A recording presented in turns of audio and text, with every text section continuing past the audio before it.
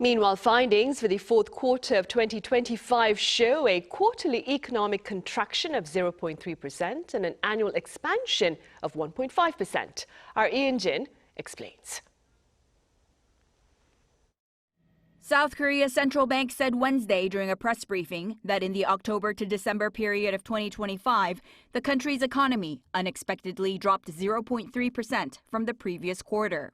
The economy's first contraction in 6 months brought the country's real gross domestic product increase to 1% for 2025.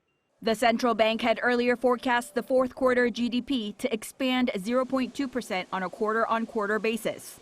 But figures showed that it only grew 1.5% on a year-on-year basis for Q4, down from a 1.8% expansion in Q3.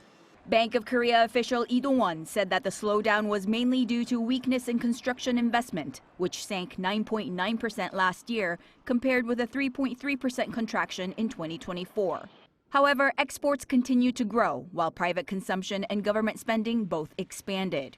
The optimistic semiconductor exports were estimated to have contributed as much as 0.9 percentage points to last year's economic growth.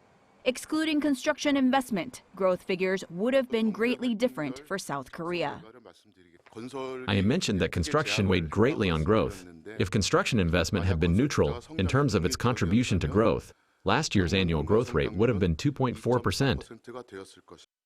Looking ahead at 2026, the BOK projects the economy to grow 1.8% this year on the back of ongoing high demand for semiconductors, as well as continued increases in private consumption and exports and higher government spending.